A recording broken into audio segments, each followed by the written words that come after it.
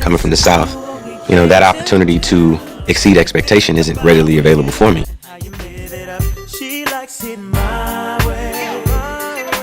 So at the age of 8, 9, I began to ask myself, what am I going to do with my life? Who am I going to be? Am I going to be a teenager who sleeps on my mom's couch?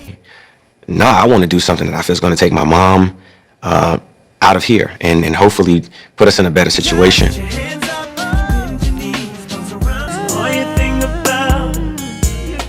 So what would that be? Because I know whatever I have to do, whatever I choose to do, I have to start now.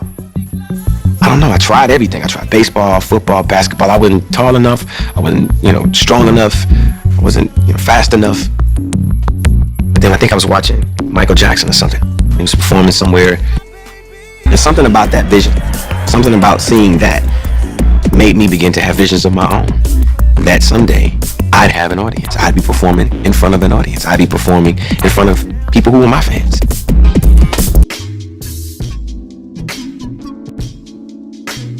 Three decades of musical brilliance.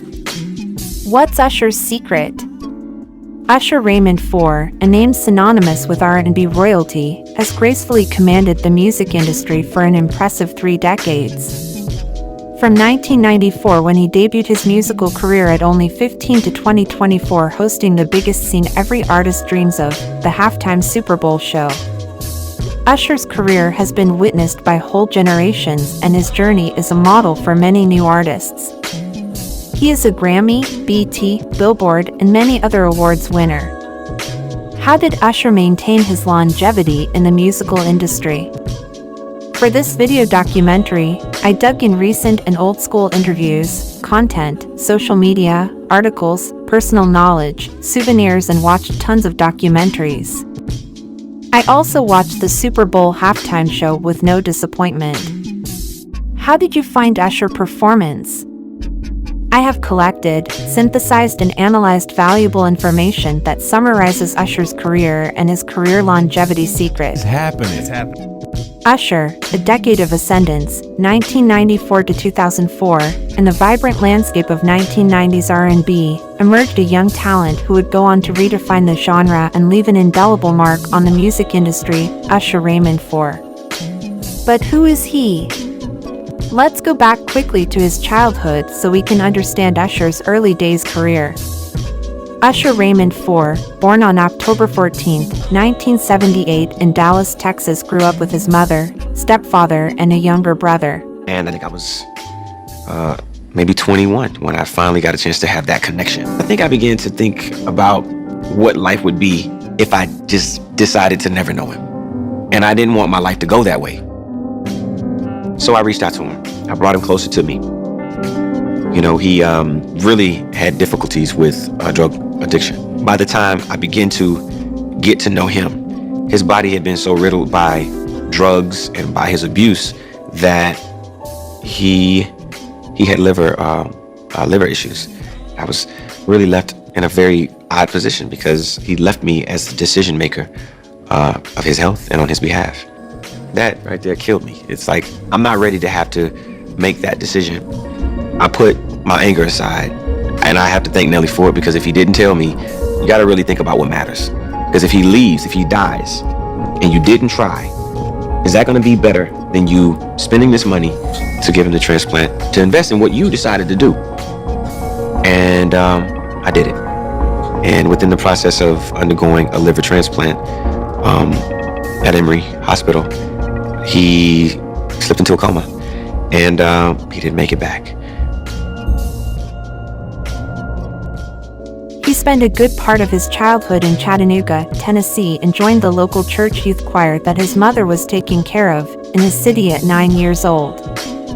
At 10 years old, Usher first joined R&B singing group called The New Beginning. That is when Usher mom realized her son could sing professionally. From the age of 11 or 12, I was in a group by the name of The New Beginning. That was the beginning of my career.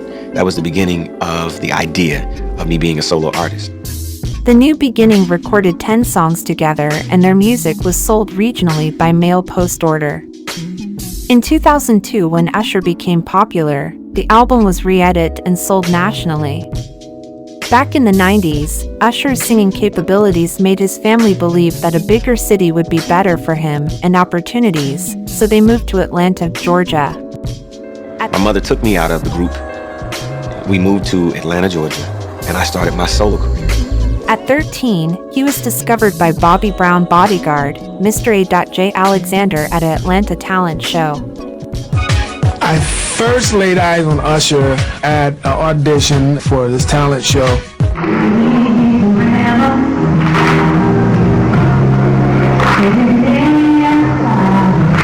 I was like, man, that kid is dope.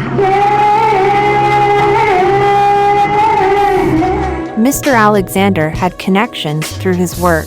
A.J. Alexander knew everyone in the industry. He worked for Bobby Brown at that time. A.J. came to me after that, and he said to me, this kid is a star.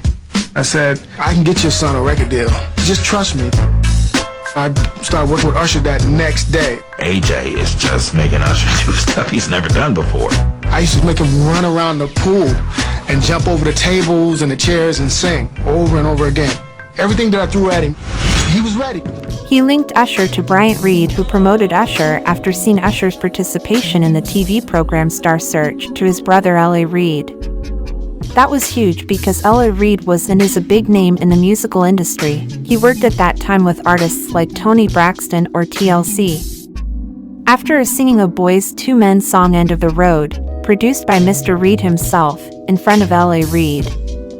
Such a talent in a teenager's body was impressive for Mr. Reid, and that how Usher changed his life, and he signed the same day his contract with LaFace Records, co-created by L.A. Reid and Babyface. He got down on one knee and he sang Boyz II Men's End of the Road.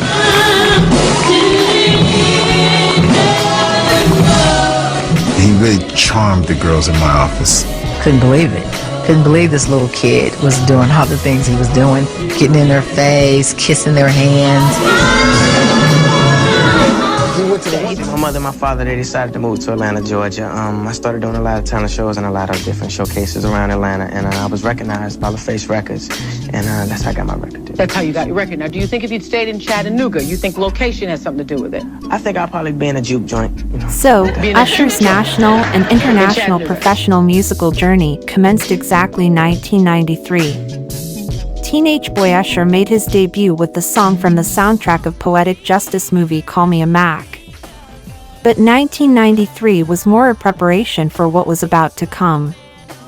Usher faced voice maturation as a teen boy, labeled out of Usher Future. It was hard making my first album because I had lost my voice. My golden ticket was my voice, and I lost it. This girl is changing my mind, so what? I really don't care. I got a headache, from doing all them high notes. I don't know if it's something that all people deal with because that's what I've been told at the time. That, hey man, it's just puberty, you're gonna go through it. But, when you raise your voice to sing and you could do it so easily, now it's not there, it's gone. And you don't know if it's gonna come back either. I made up in my mind that I was gonna go back home and I was gonna face this, as hard as it was. And when I got back, my mother, she told me, I know this is hard, but we're gonna fight for it. We're gonna fight through it.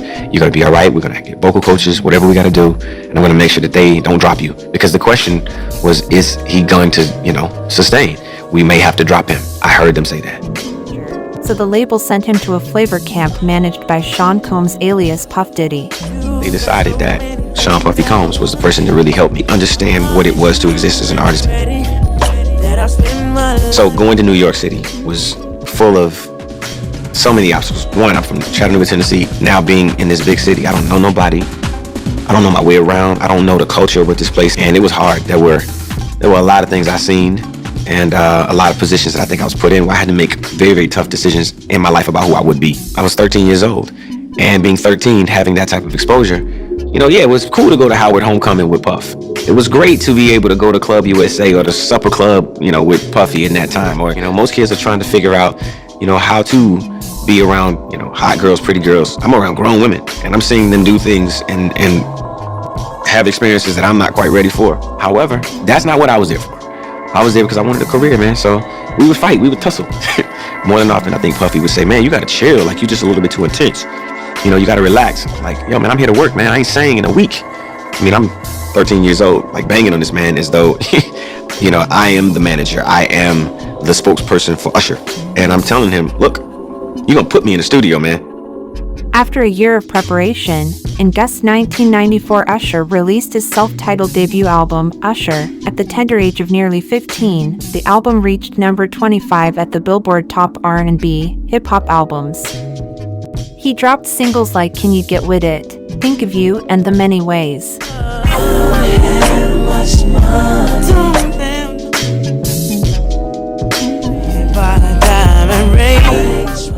While the album didn't immediately catapult him into stardom, some members of the public had reservations about a teenage 15-year-old boy singing about intimacy that adult people experience.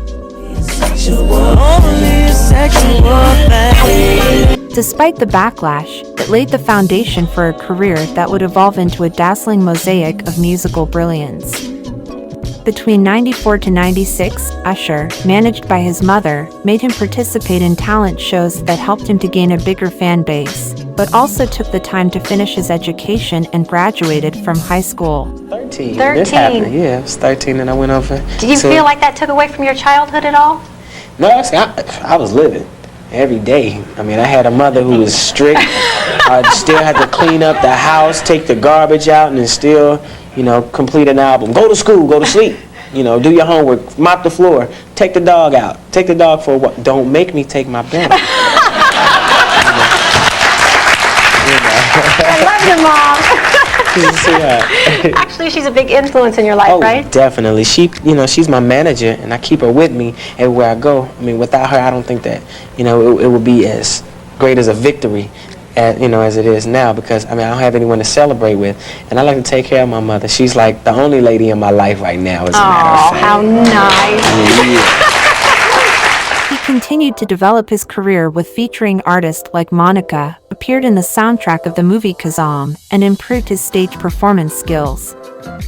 The turning point arrived in 1997 with his sophomore effort, My Way. Usher collaborated with record producer from his town Atlanta, Jermaine Dupri. Mr. Dupri is known for founding So-So Def Records and had produced artists like the duo band Chris Ross, which became very popular.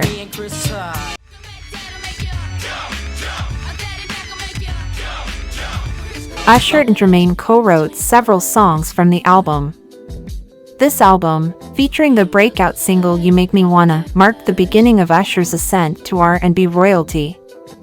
You Make Me Wanna have Usher his first #1 hit in the United Kingdom and first platinum and gold certified single in the USA. From this album he also dropped Nice and Slow, which reached Billboard Hot 100 #1 sit in January 1998.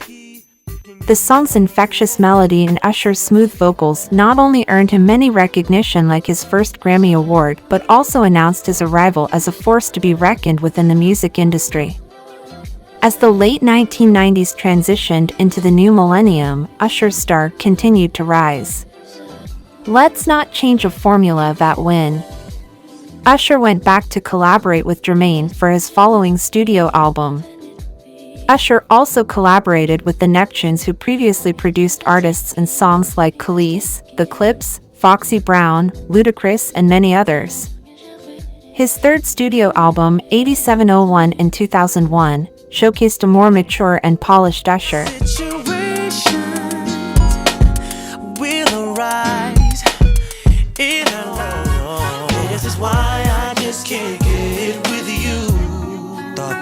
It's called the turn to 80. Fresh with the talk. MJ had everybody doing the moonwalk. In the night, miss a day without your friend, your whole life's off track.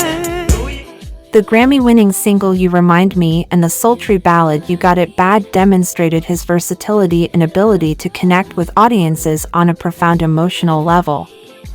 8701 solidified Usher's standing as an R&B heavyweight. The album was a commercial success and was certified platinum 4 times in the US. As it wasn't enough, it was the release of The Emotional Confessions in 2004 that catapulted Usher to global superstardom.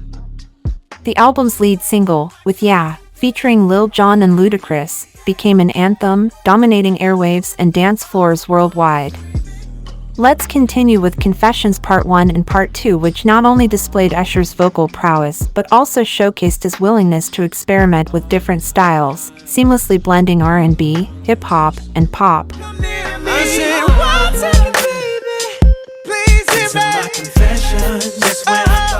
In 2004, Usher was 25 turning 26, and at a very young age, Usher already had almost a decade of career. His first decade in the industry was marked by a relentless pursuit of excellence. His ability to evolve with the ever-changing musical landscape while staying true to his R&B roots set him apart. Beyond the music, Usher embraced his role as an entertainer, captivating audiences with his electrifying stage presence and smooth dance moves. In essence, Usher's first decade in the music industry serves as the foundation for a Super Bowl halftime show that promises not only to celebrate his extraordinary career but also to deliver an unforgettable performance that unites fans across the globe. As he stepped into that iconic stage in 2024, Usher brought with him not just the hits of the past but the wisdom and artistry cultivated during a decade that defined him as an artist. Now let's dig into Usher's second decade of career. Usher's Sonic Evolution, a musical odyssey, 2004 to 2014. In 2004, the musical industry was about to face some important changes. We had new artists like Ciara or Kanye West entering in the mainstream scene with My Goodies or All Falls Down.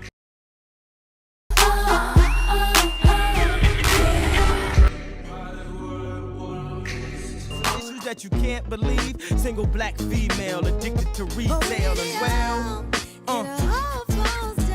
Eminem and his group were on the top of the hits with My Band and Destiny's Child were on their third album. I ain't checking for him, better be straight if you're looking at me. I need a soldier that ain't scared to stand up. As for Usher, he was hitting the charts with Confession Part 2.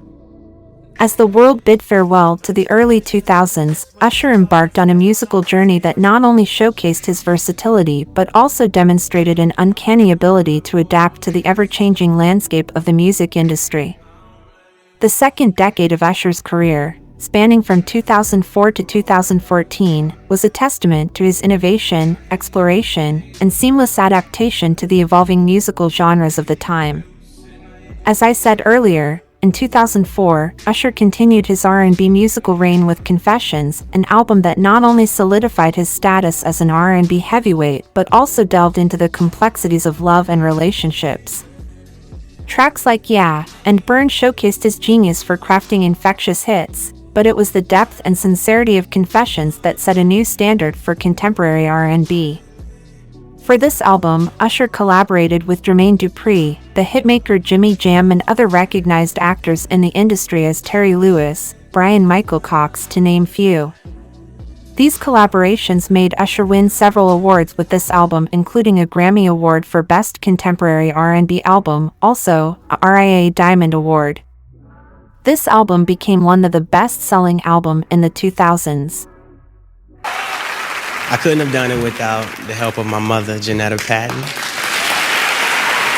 Confession has become to this day a classic, a reference in the R&B, and most of all a masterpiece in the musical industry. And when we look back, Usher Confessions album was what Thriller was for Michael Jackson.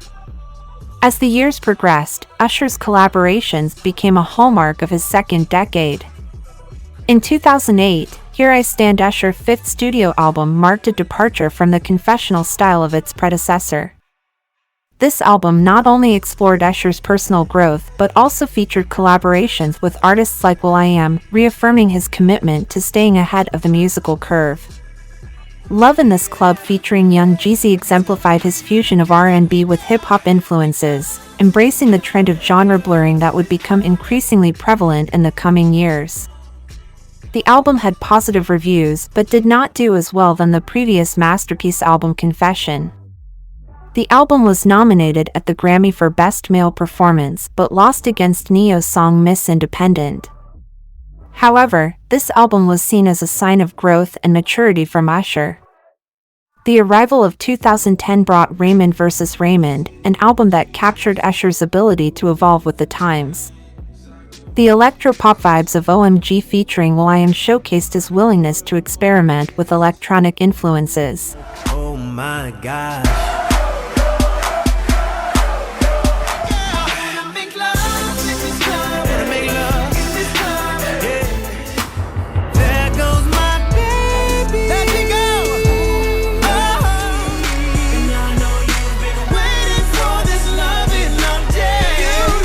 As usual, Usher is still recognized by the musical industry, so he received several awards nominations and won Soul Train Awards Music Award for Album/Mixtape of the Year that year, but also a Billboard Music Award for Top R&B Album.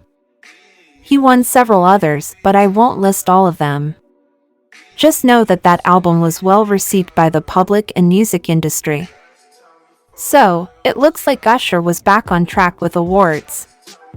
In fact, Usher wasn't just following trends, he added his own style to it. The album's diversity, from the dance floor anthem DJ Got Us Fallin' in Love to the introspective There Goes My Baby, demonstrated his capacity to navigate multiple musical dimensions. In 2011, Usher actually had the opportunity to accompany the Black Eyed Peas on the Super Bowl stage. They provided a very appreciable show. This chapter became an important step in Usher's career.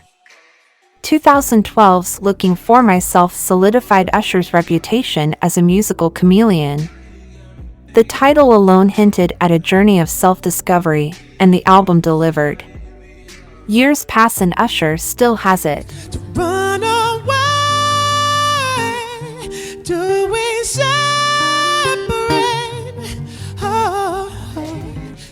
Usher seamlessly blended R&B, pop, and electronic elements, collaborating with the likes of Diplo and Swedish House Mafia. Scream and Climax were anthems that transcended traditional genre boundaries, reflecting a broader industry trend of embracing eclecticism. This album brought him an American Music Award and won on November 2012 for the third consecutive time the award of the favorite soul/R&B male artist. Amidst his evolving sound, Usher's collaborations became more strategic, aligning him with emerging trends and artists. He wasn't just adapting to change, he was steering it. His partnership with David Guetta on Without You in 2011 exemplified his embrace of dance pop, foreshadowing the genre's rise to prominence in the following years. I am curious to know if you guys enjoyed this era of Usher? Especially for those following him since My Way or before. Maybe some of you started to get interested when he merged R&B with pop? Let me know. Usher's second decade was a period of musical exploration, experimentation, and collaboration. Some of his public liked it, somewhat less. However, the musical style evolution in the 2010s about merging R&B with electro-pop was probably a strategic idea that allowed him to experiment something different and touch a bigger audience. His ability to seamlessly weave through genres, from traditional R&B to electronic dance music, mirrored the industry's broader shift toward a more diverse and inclusive sonic landscape. As the curtain fell on this transformative decade, Usher emerged not just as a pop icon but as a musical trendsetter. His adaptability and willingness to push boundaries became his trademark. The stage was set for the next chapter, where Usher's innovative spirit would continue to shape and redefine the musical narrative. Now let's dig into Usher's third decade of career. But before, let's take a minute.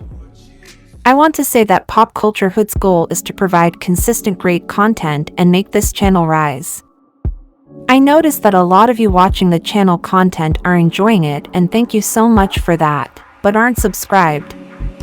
Some of most important for a channel are subscribers, your engagement to the video, and of course the fact that you enjoy watching it. Here, every subscriber is a supporter, and I'll appreciate every new supporter. Take some time to subscribe, leave your comment if you like at the end of the video. Every feedback is welcome, guys. Alright, let's continue. Usher's spectacular decade, Vegas residency to Super Bowl host, 2014 to 2024. As the curtain rose on the second half of Usher's illustrious career, Spanning from 2014 to 2024, the R&B maestro continued to demonstrate his musical prowess and innovation. This decade not only showcased his ability to adapt to evolving musical landscapes but also set the stage for one of the most anticipated moments in his career, the hosting of the Super Bowl halftime show. A journey from Las Vegas glitz to the grandeur of the Super Bowl, this chapter is a testament to Usher's enduring impact on the music industry. 2014 was an interesting moment in the musical industry. The auto-tune and electro-pop sound was less and less noticeable, influential, and we were coming slowly back to what we used to know for the pleasure of many of us. Pop music was major. Our artists like Nicki Minaj liked to merge rap with pop to catch the mainstream audience. Hits like Anaconda, Bang Bang featuring Jessie J and Ariana Grande are examples.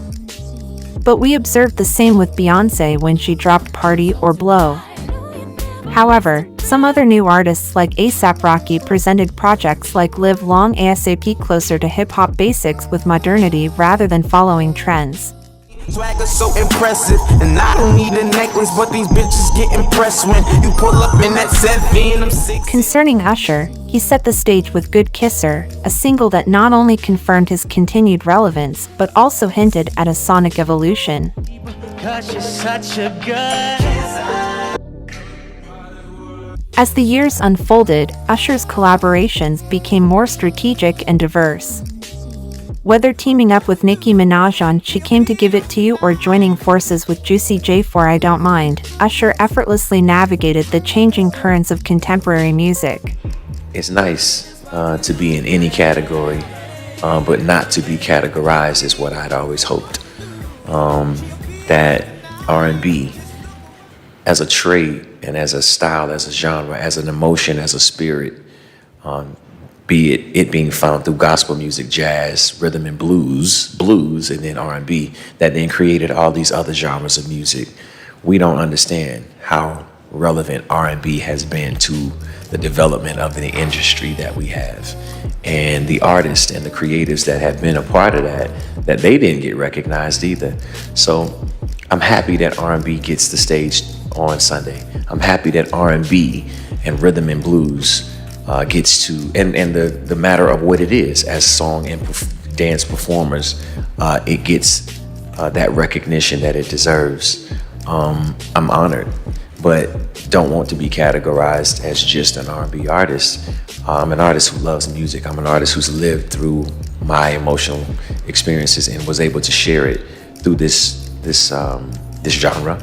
But I wanted to speak to the entire world that if you believe in something and you put the work in, you can have whatever you want. You know, you can go and try and create anything that you want, rather that then becomes popular music, or that becomes like, oh, this is a, you know, and I'm a piano and a Afro beats merge that becomes this new version of R&B. Who knows? Whatever it is. I've tried so many things my entire career, and I've just managed to be able to gather people who celebrate my music and celebrate my experiences.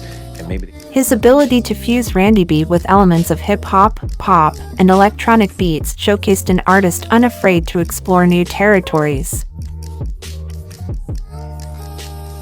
Usher embarked on a groundbreaking chapter of his career, a Las Vegas residency. At that moment of his career, Usher describes it as he needed a project with challenge. It's just really the last really 5 years of my life. There was a huge stop in the middle of that because of the pandemic and what that offered. And then coming back out of it, I needed a little bit of motivation, which is why I decided to put my shows on sale in Las Vegas. There was no promise. It was a real bold move. And, you know, I decided to move forward. And since then, since that moment of belief, this has happened. And now I'm ready to share some of what I was working on before and what I worked on after I decided to start my shows here in Las Vegas. My 9th album, Coming Home, working and building with LA Reid, who is my partner, and Mega, our label. I'm our first artist. And again, as I said, I'm the first independent artist to ever play the Super Bowl. The city, known for its extravagant performances and demanding audiences, became Usher's playground and a preparation for what will come next. His residency wasn't just a string of concerts, it was a testament to his enduring appeal and showmanship. Night after night, he dazzled Vegas with hits spanning his entire career, creating an immersive experience that bridged nostalgia and contemporary flair. What makes Usher's Vegas residency significant isn't just the glitz and glamour of Sin City, it's the meticulous preparation for one of the grandest stages in the world, the Super Bowl. Hosting the halftime show isn't merely a performance, it's a cultural moment, and Usher's Vegas residency equipped him with the tools to create a spectacle that transcends expectations. He honed his ability to command attention in a city where entertainment is an art form, translating seamlessly to the monumental stage of the Super Bowl. The residency wasn't just a stroll down memory lane, it was a reflection of Usher's evolution. It showcased his ability to curate a setlist that seamlessly integrated his classic hits with newer, genre-defying tracks. This versatility is the secret weapon that will undoubtedly captivate the diverse audience of the Super Bowl, where fans of all ages and musical tastes come together. As the years progressed, from 2016 to 2018, Usher's musical exploration continued with albums like Hard to Love, 2016, and A, 2018. These works solidified his reputation as a sonic trendsetter, unafraid to experiment with diverse genres. You mine, try make you mine. Yeah, I'm trying to make you mine. Put a tingle in your spine. We got a vibe, we got a way. You should on this side, legs up like a peace sign. 2 cups down, got our tongue tied. Can't wait till I'm inside. In terms of recognitions, Hard to Love became certified gold by RIA and A. 2 albums, and A in collaboration with Zaytoven in homage to the city they grew up in and of Usher's heart, Atlanta. Some guests like Ludacris, Future and Ghana are on the project. The album reached 31st on the Billboard 200. The album was maybe a first draft of emerging ideas to his album to come in the future in 2024, Coming Home. By the way, have you listened to it? How do you find it? Don't really for everybody. From soulful ballads to pulsating dance tracks, Usher's catalog became a rich tapestry reflecting the myriad influences of his 3-decade-long career. Continuing during the Las Vegas residency, Usher managed to record new hits alongside artists like Summer Walker, and 21 Savage, made the headlines with his special moment while singing There Goes My Baby, and recreated his show for the pleasure of French fans in October 2023 in Paris. In early 2024, the stage was set for Usher to host the Super Bowl halftime show, a pinnacle in a career marked by innovation, reinvention, and a relentless pursuit of excellence. His Las Vegas residency, a strategic step in this musical odyssey, prepared him for the enormity of the Super Bowl stage. The showmanship honed in Vegas, coupled with the sonic diversity cultivated over the past decade, positions Usher to deliver a halftime spectacle that transcended entertainment, a cultural moment that celebrates not only his extraordinary career but also the universal power of music. As the world eagerly awaited, Usher has made history once again, being the first independent artist performed on a halftime Super Bowl show, when he brought the legacy, the culture he contributed legacy of his past, present with the promise of an unforgettable future on one of the grandest musical stages of all time. And as a marketing genius, he dropped his 9th studio album Coming Home 2 days before the big show. What about his career longevity secret that led him to present the Super Bowl? Usher's career longevity secret. His 30 years career already said a lot, but Usher's journey from a teenage sensation in the 90s to a global icon by the early 2000s reflects his resilience and adaptability, qualities essential for commanding the grand stage of the Super Bowl. His early successes laid the groundwork for a career defined by innovation and a commitment to pushing boundaries. I push myself because that's just a choice. I want to be great. I want to set standards. I want to be a standard that is seen through my passion for music, my passion for creativity, and then rather that becomes something that's artistic by way of, the videos that we create or the narratives that are inside of the music that then become something else. TV series, you look at, people like 50 Cent, right? He creates power, right? You heard the music first, and then you then see the visuals. I'm hoping that I can do more things like that with the brands, that I've created through these songs, But yeah, it's just it's a matter of managing to, monetize at the same time, emotionally give people an escape. When you look at a movie, you relate to it. You hear a song, you relate to it. It becomes an assistant in your emotional whatever it is, right? You're crying or you're laughing, So for me, it's more than just music. It's all of those things. Most importantly, it's a connection, right? That's what I've always wanted, to have a connection to this audience of people that I might not necessarily see every day. But when they hear this song, we're connected. These traits will undoubtedly come to the forefront as Usher takes center stage to host the Super Bowl halftime show in 2024. Fast forward to 2024, and Usher finds himself on the brink of hosting the Super Bowl halftime show, a testament to the enduring impact of his first, second, and third decades in the industry. The experiences gained during those formative years have equipped Usher with a unique set of skills that will undoubtedly elevate his Super Bowl performance. Moreover, Usher's innate understanding of how to connect with diverse audiences, prepared with tour and recently Las Vegas residency since few years home 3 years of performing for fans of all ages, positions him as an ideal host for an event watched by millions worldwide. Usher is an artist that finds the way to be appreciated by the mainstream public while still keeping his golden R&B audience. The Super Bowl halftime show demands a performer who can bridge generational gaps and create a spectacle that resonates with everyone. Usher's extensive catalog of hits spanning from the late 90s to the early 2020s provides the perfect soundtrack for such a universal celebration. Being conscious that Usher is part of the culture in the musical industry is also what made his career last long. Any of the Usher music is a souvenir for billions of people in the world. Are you one of them? Usher took risk in his career, with musical genres, sometimes unexpected, showed the artist's versatility. But he also faced challenges, and all of it paid off.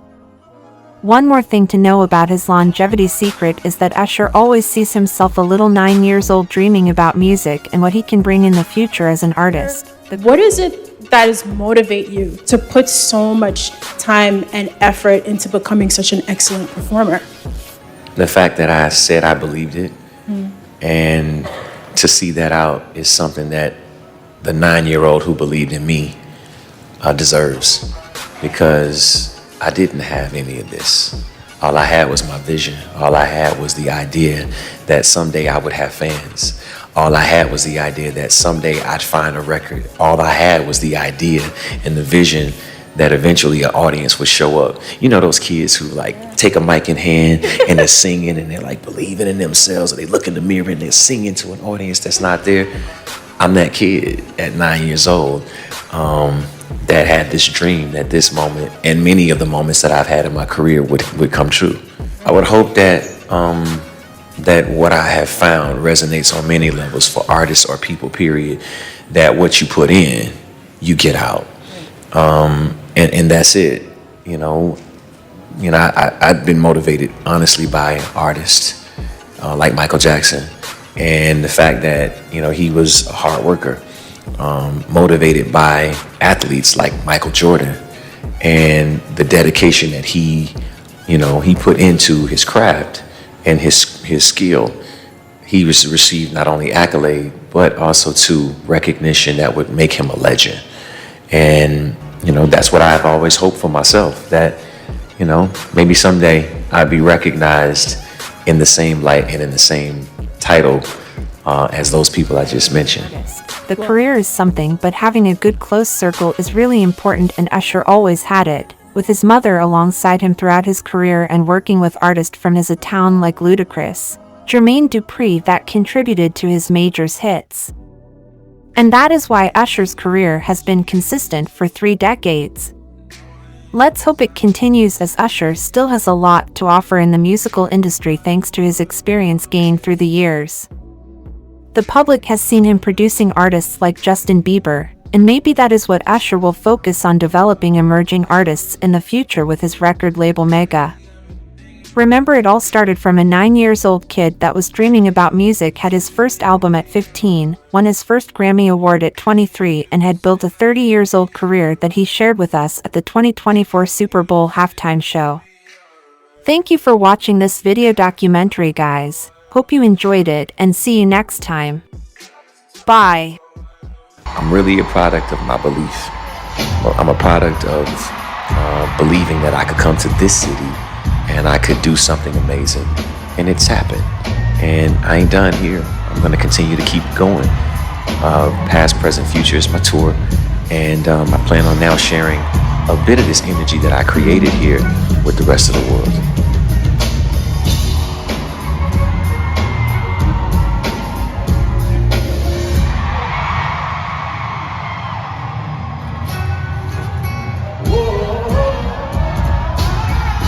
I'm really a product of my belief.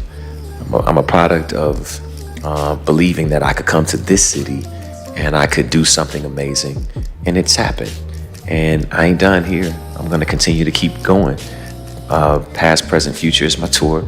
And I plan on now sharing a bit of this energy that I created here with the rest of the world.